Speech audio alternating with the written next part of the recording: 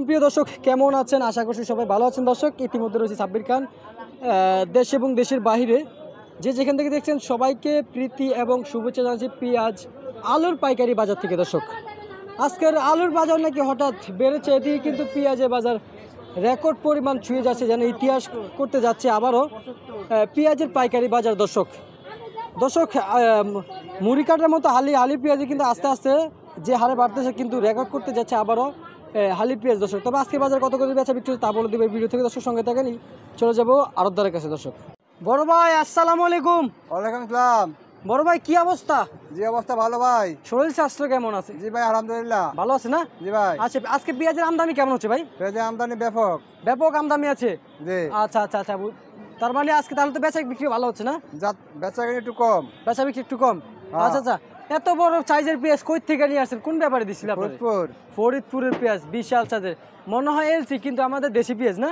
জি জি ঠিক এলসির মধ্যে তো বিশাল বিশাল সাইজের পেঁয়াজ। এই মুহূর্তে যারা আখি এন্টারপ্রাইজে আসতেছেন অবশ্যই প্রতিনিয়ত আখি এন্টারপ্রাইজ থেকে কিন্তু আপনারা ছোট পেঁয়াজ পাবেন না, সম্পূর্ণ 100% বড় কোয়ালিটির পেঁয়াজ পাবেন নাকি?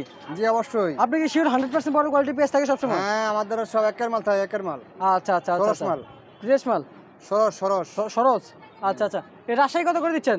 রাজশাহী চলতে আছে আপনার 68 টাকা, 78 টাকা, 78। 78 টাকা না? জি। আচ্ছা আচ্ছা আচ্ছা, 78 টাকা বেচা বিক্রি করতেছেন না? ভাই। আচ্ছা আচ্ছা, আর এই যে ফরিদপুর? ফরিদপুর চলতে আছে 77 টাকা। 77 টাকা করে বেচা বিক্রি হচ্ছে ফরিদপুর। এগুলো আসে কোন সময়? রাইতে? এগুলো রাত্রে আসে। রাত্রে আসে? জি। আচ্ছা, রাত্রে আসে।